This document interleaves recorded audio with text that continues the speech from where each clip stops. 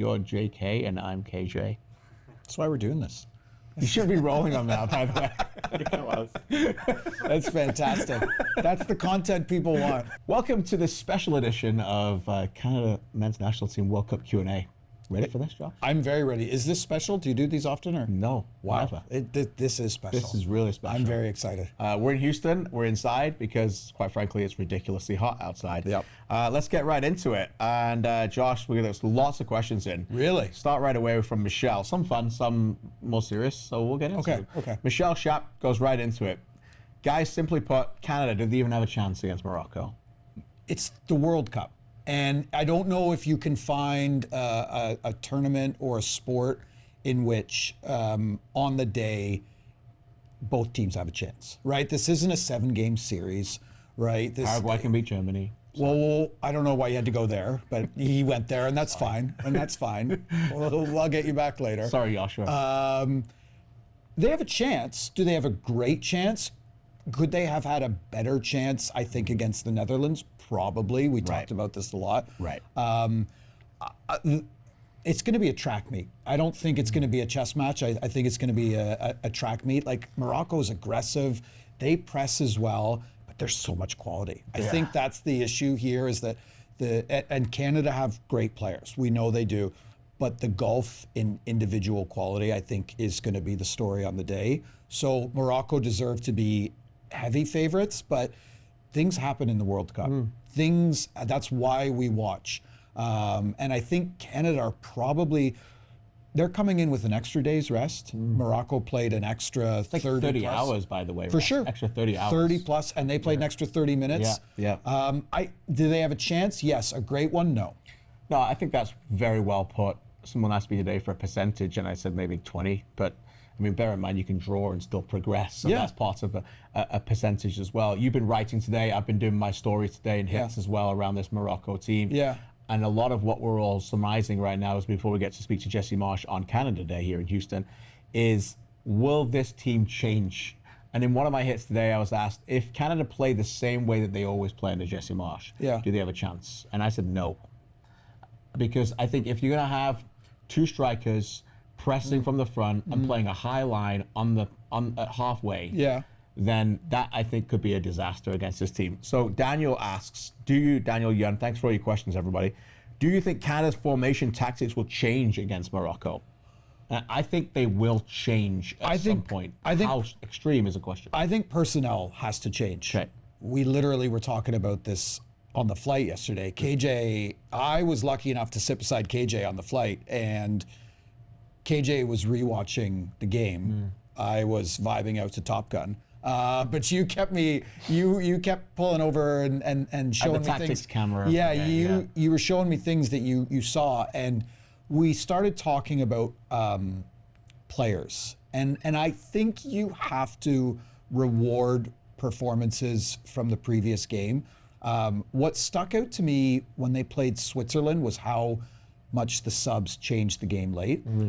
And I kind of wrote afterwards, like, Jesse Marsh has to throw everything at the wall, and he has to utilize the players that made a difference late. I think that was some of what brought Tani Oluwaseyi in against South Africa. I really liked Jacob Schaffelberg against South Africa. Would it feel like a jump to have him start a round of 16 game? Possibly, but here's a guy who's coming in with confidence and, against a Morocco team that are heavy favorites.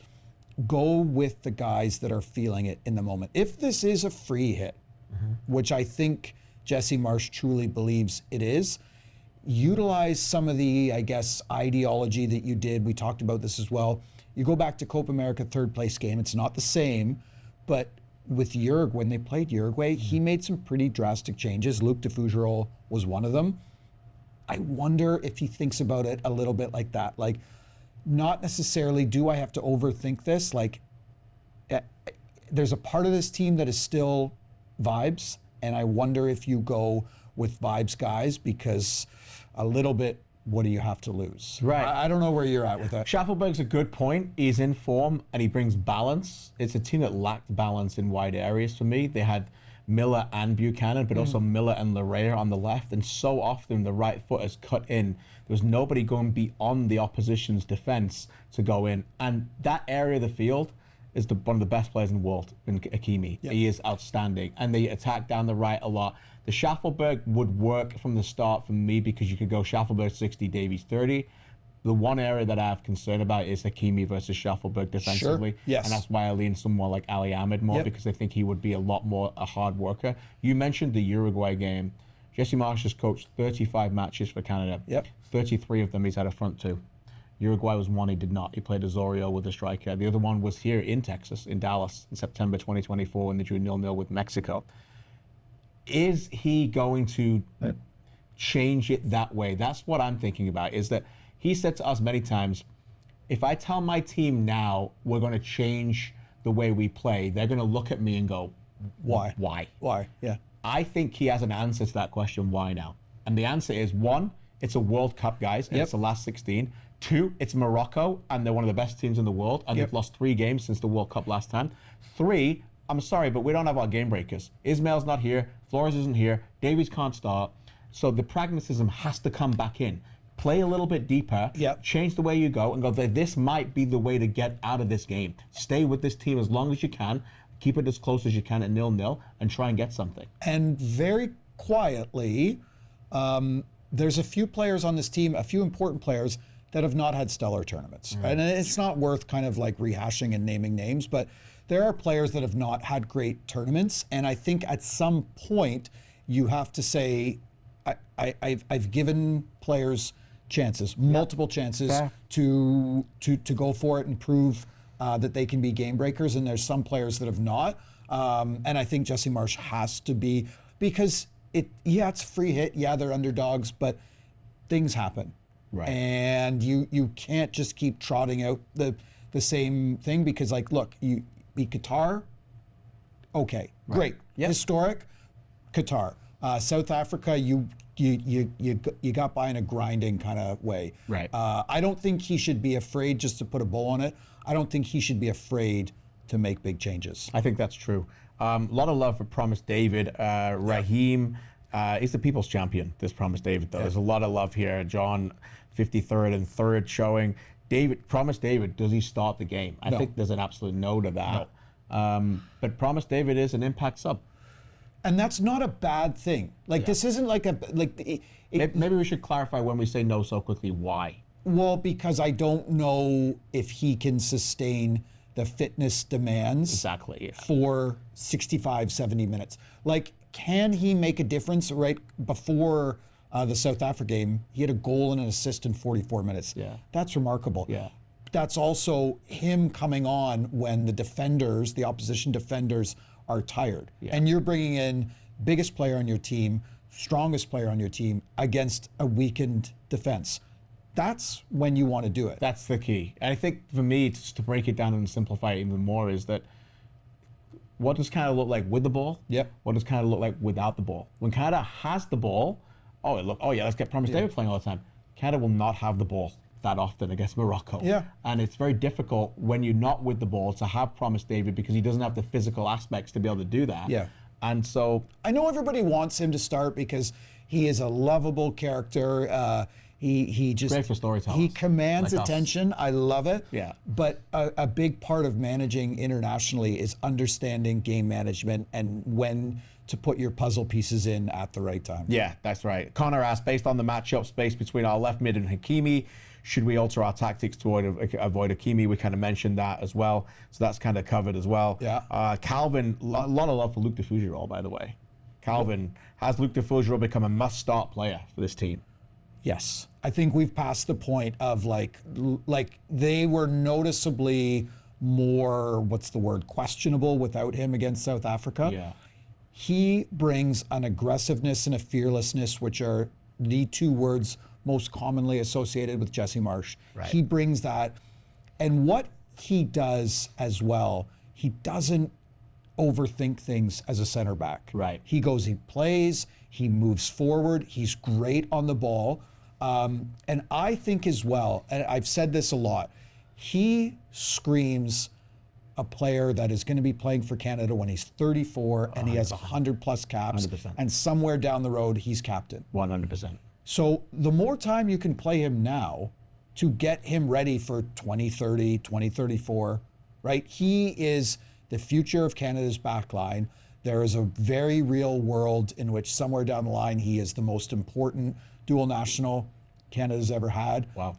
I wrote before the tournament, we were asked as like kind of in a poll, who's the player that is kind of the unheralded star that is going to make an impact? I wrote Ismail Kone, and I think he was well on his way. Yeah. 2, who is the player on your team, the team that you cover, that clubs are going to be frustrated they didn't sign beforehand? That's Luc de Fougerolles, Yep. right? I don't know if he's at Fulham next year because he'll be 21, and a Premier League center back at 21 is rare. Right. But man, oh man, and character through the roof. Yeah. Like he Such a ticks good- every He ticks box. every box. And he was so, watching the game back again last night on the plane, I just couldn't get over how courageous and brave he is as a player. And he never once, for me, as a missed pass or anything, how he affects his game, he doesn't hide. He continues to rise above. Okay, I made a mistake. I'm going to go again and make other players better around him as well. So it'll be interesting. Don't rule out a back five. Don't rule out a de Fougerolles, Bombito, Cornelius. Just saying. Don't rule it out. The Dutch played that way. Why do you go that way? I'm curious. Why do you go that way? I think there's a world where Jonathan David starts up front on his own. And I think there's a world where, I don't think he's going to do this, but I'm back to my point where you cannot play a high line. Yep. You got to have an extra player behind the ball, and they're going to find a way to be transitional. And I think is that the 3-man midfield? Yeah. Is that a Saliba, Eustáquio, Osorio, a Saliba, Eustáquio, Segura? I don't think it is. I think in his mind, for Jesse Marsch, it's let's not put 3 in midfield. Let's go with the 3 here. Let's get Johnston and Larea right in the face of someone like Hakimi, and then we'll play a little bit of a 2 in midfield with Saliba, Eustáquio, and then let's just have the 3 quick guys up front and go. How do you kind of, I guess, ingrain in Jonathan David, we don't want you dropping back. We don't want you, I know. If you play him as a striker on his own, he won't. I worry that because that's become so ingrained in him to like drop deep and be part of the buildup, it's a lot to ask, or maybe it's not. I don't know, but it's something to consider in around a 16 game. It is. His great strength is one-touch finishing. Yep. His great strength is feeding off players who are going to get the ball in the box, and he's not at the peak of his powers. No doubt about that. I feel like it's going to be one of those in a year, when we can't say it now, but in a year, Jesse Marsch is going to turn around and go, yeah, he's back. He wasn't quite himself at the World Cup, but he's never going to say that at the World Cup. Yep. Do you know what I mean? So, look, he may well go on and win a game for Canada. He is that good. So we'll see. All right, a little bit of fun. Nathan Santos, Josh, which would win, an 11 of Alistair Johnston's coached by Richie Larea? Oh my goodness. Or an 11 of Richie Larea's coached by Alistair Johnston? That's a fantastic question. I would say, by the way, Nathan, I know Nathan, he's an intelligent man getting married soon. Congrats. Yeah. You really connect with your viewers. That's fantastic. Well done. Again, while Josh thinks, for those of you unaware of what that meant, Josh is thinking. No, I think I've got it, but I want to hear this. Who would win, an 11 of Alistair Johnston's coached by Richie Larea, or an 11 of Richie Larea's coached by Alistair Johnston? I think it's an 11 of Richie Larea's coached by Alistair Johnston, because Alistair Johnston screams coach to me, and I want Richie Larea on the field all the time. I'm going the opposite. Yeah. I'm taking 11 Alistair Johnstons, because if I have 11 Richie Lareas, at least one of them is getting sent off. Right, but yes, but your other team is also operating a little bit terrified. That's okay. Right? I'll take that. Can we give a shout out to Alistair Johnston? Who we agree with this, yeah. I think he has been their best player. I agree with that. At the World Cup. Yes. And it's fascinating to me because I don't know why, man, but coming into the World Cup, he wasn't getting the love. He wasn't getting talked about. Didn't play much for Canada. For sure, there's the injury, but like he had his moment where he was like the guy, and then he wasn't. Man, oh man, and I think the team know it too. Like, this guy has become, both the head and the heart of this team, and it's great that he's getting the the recognition he deserves. Just never ever has a bad game and understands the big occasion and has played so many of them that he's never he never looks out of place. Yeah. So Andrew Smith, how's the overall media experience been in terms of operations and access? I remember people saying Qatar was a disaster. Well, we never like to be the story. I don't think we could complain. Would we like a little bit more access to tell stories of the players? Is that fair? Qatar was a disaster. Let's start there. Let's start at the ground. Look, I think what has happened as well is at a home World Cup, the attention on this team from outside, let's call them the core. Like, how many reporters and journalists were there dedicated to covering this team in Qatar? Could we put them on two hands? Definitely less, probably. Yeah. It's not like that anymore. No, and so which I is think great, really great. it is. New audiences are being served. And I think the organization, Canada Soccer, is adapting to that. And I think, fair. I think what's important to understand as well is, and this isn't an excuse, it's a reason, most of these players are coming from environments where media access is restricted to the point of nil, right? MLS, some teams allow dressing rooms to be open and you can get players when you want to talk to them. It's not like that in a lot of European clubs. And so access, I think players have gotten used to that. I think Canada Soccer as an organization have understood the people that have been covering this team for a long time. Would we like to talk to players every day in a real, intimate way to build relationships? Sure. But I think it's improved. And I guess I wonder too, I guess it's a question for the viewers. Do they feel like they understand the players? Yeah, I think that's a really good question because we never want to be the story and everyone's doing their best. We just haven't had an opportunity one-on-one to really chat with a lot of these players, but we also have had those opportunities, you and I. Yeah. So as storytellers, I certainly lean on my time with these players, having sat down with all of them before the World Cup in a sense of over the 2-year period. And I'm grateful for that time and those opportunities and those relationships that we build. Everyone is doing their best as well. And this is not a criticism. I will say, though, that for the sport in this country, the one thing that is holding them back is the fact that the sport is so big and follows the same protocols and regulations around the world as everywhere else. And that is at the youth level, that is at the CPL level, where you can go to a match day -1 and get to see the first 15 minutes and then not interview players the day before a CPL final, which for me, I just don't understand. We've got to be storytellers and get as many people out there as possible. Just because it works like that in Germany doesn't mean it should work like that in Canada. You know what I'm saying? And I think we have to understand. I cover hockey. I get it. No, I completely understand. Hockey's a good example. So hockey, whether you get something out of them or not, there's players talking every day during the Stanley Cup Finals. Every day. There's somebody available every day. That's not been the case here, and that's okay. We understand it. And again, I don't want to be the story, but I do think there's going to be a point in this build-up, and there's lots of questions about how do we move forward with the sport in this country, that hopefully right now the country is open and hungry, maybe starving, for stories. Tell me more about Nathan Saliba. Tell me more about this, because of this has happened. And there's players that are now being found and fallen in love with that people in Canada didn't even know existed 3 months ago. Well, here's the thing that I think players need to square with as well, is all of them, almost to a man, will say, we want this World Cup to change the way that soccer is viewed. We want to raise the profile of the national team. We want to make sure that soccer is in a different place. In that comes a responsibility to be in front of the people that are a conduit to fans, the people you want to connect. Yes. And that's us. And I don't think we're saying anything that Canada Soccer isn't aware of. But with that hope comes a little bit of responsibility for the players. I think that's fair. Talking of media, and again, don't want to be the story, but Natasha asks, do you get to celebrate when Canada scores, or do you have to stay neutral? This is an interesting story because it's something you're working on. Well, context is always key. In North American sports, the rule is no cheering in the press box. That's right. And that's not the rule at the World Cup.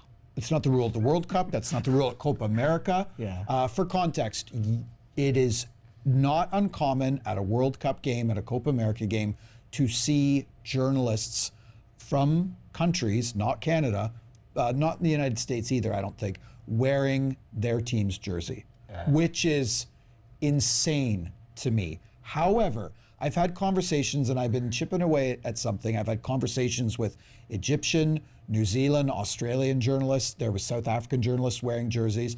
They come at it from a different angle, which is, do you know how rare this is? And at people's base, I think a lot of people all around the world, like patriotism is not hard to come by, right? And if your country, New Zealand, so rare for them to be in the World Cup. Right, yeah. South Africa, rare for them to be. So they find a reason to celebrate, and that rule, I think, doesn't apply. Do people cheer and celebrate? Like, I don't want to kind of share too much of a story, but Ollie Platt, the great Ollie Platt, there were just two of us. You were at pitchside Copa America against Venezuela. I didn't actually go to that game. I got sent somewhere else. Really? Yeah. It's a different story, but we'll save it for another time. Yeah, it's fine. That's why it wasn't such an enjoyable experience. That's ridiculous. But you had a great time. Yeah, Ollie and I were the only Canadian journalists in the press box. There were 50 Venezuelan journalists. They would boo and hiss when Canada touched the ball. Right. They cheered and pointed at Ollie and I when Venezuela scored first. And Ollie and I were flabbergasted. Did that experience get your back up against the wall a little bit? Because most people have some patriotism somewhere inside. Yeah. But look, do people cheer? And like, here's the thing I will say, and this, I hope this isn't too revealing. I would always rather write a positive story than a negative story. That's very well said. That's probably just who I am as a dude, but I'll let that live. I'll just say that, we always have insight. And when it comes to covering the country, it's a little bit different for me. I've covered Toronto FC and the playoffs and been traveling with them, but it's never for me affected the way that I've done reports. And I think as long as it doesn't translate into your reports, like I'm blessed enough to teach this sometimes to students as well. And one of my sayings is in my classes, don't be row 9 guy. Yeah. So when you come to like that is when you're doing what we do for a living is like just try not to be a fan. Like you got to connect with the fans, but you've got to have a way of trying to bring a professionalism in your pieces so you don't write like a fanboy and you suddenly then become. Yeah, I think you lose the respect of the audience. But you also have to find the emotion in everything. 100%. Hopefully we weren't too inside baseball there. No, for everyone there. I love it. So let's do some rapid fire ones. Okay. Latest on Alfie Jones. He just hasn't been training. So. I would be shocked if Alfie Jones appears in the World Cup. Yeah, I think that's. Alfie Jones obviously had the ankle injury. He had a setback from the ankle injury. I believe it was in Charlotte, and he's since sustained a hamstring injury. Right. And I think he's really battling because Alfie Jones is a fantastic player and a big part of Canada's future. Question from CFL today. Okay, do you think Davies plays at least a full half? Seems a bit extreme. I don't think so. Just no. I think there's still a minutes restriction, and I think if he's at his best, he can be impactful against a more tired Moroccan side. There's definitely a minutes restriction, and you've also got extra time to think about in that as well. So that's a question from Josh Cloak. What is the best meal KJ is at on the road with Cloak? Why don't you answer the question? The question's I guess for so. you. I just saw it now. We've had some pretty fine barbecue. Okay, why don't we talk about the barbecue? We've had some good barbecue in a lot of places. Yeah, the one that stands out to me was before. It was before in 23 when they were. It was the Copa America qualifier. Okay. Do I have that right? Yeah, in Dallas, Arlington, just outside. Yeah, Frisco. Yeah, and we went back a second time. You guys did. With Nora. Yes. Oh, yeah, we did, yeah. We lined up an hour for the barbecue outside with you that time, remember? Here's what I remember about that time and how good it was. I remember. Cloak's a foodie, so we know. Well, I remember it was good because when I got home, and you're right, we had to wait outside for a bit. I remember when I got home, I could still smell the smoke on my shirt, and I remember being like, that leaves an imprint in your soul, a barbecue that good. Bang on. Our friend Brendan Dunlop's got a pizza question for you. Okay. You get to pick 4 Canadian soccer legends, past or present, that you get to go out on pizza with. The 4 Canadian soccer legends that I'm going to go with are 4 legends in Canadian soccer journalism who people should be reading right now. I'd love to go for pizza with the people that I'm reading right now. AGR, must read. Yeah. Ben Steiner, Sports Illustrated, Good must ones. read. Our boy Joey Callahan, he writes everywhere, he goes everywhere. That's right. Get one more. And well, Chris Jones, the best sports writer in the country. I would rather sit and share tales of the road and all that with Nice. with Titans, and you should be reading all of them. I agree with that. Natasha, has the team impressed you so far and surprised us? Yeah, I think Definitely yes for impressed both. us, I think yes for both. Yes. I think there was an element of surprise in them beating South Africa, right? They're like, it was their first kick at the can Yeah. in a knockout round game, and there was some, especially as the game wore on. I think we were all preparing our doomsday scenarios as the game We've wore seen on. it so often before. I said That's the same it. thing. It was the game Canada always loses until they didn't. Until you show us, right? Yeah. Impressed, yeah. The way that they responded, like it feels like ages ago. The way they responded after Kone's injury Yes. was really, really impressive. And again, this feels like ages ago. The way they came back against Bosnia. No, it does feel a while ago. That's a long time ago. It's noticeable how often the hydration breaks have lifted the team again. Yeah. And I want to bring that up because there's almost a paternal aspect to Jesse Marsh's leadership style anyway. Oh, yeah. And then you get these players where they come out of these discussions, and Marsh is such a dynamic character, and the players are many of them lovely, but they don't have that, I'm going to grab my team right now by the neck and go after them.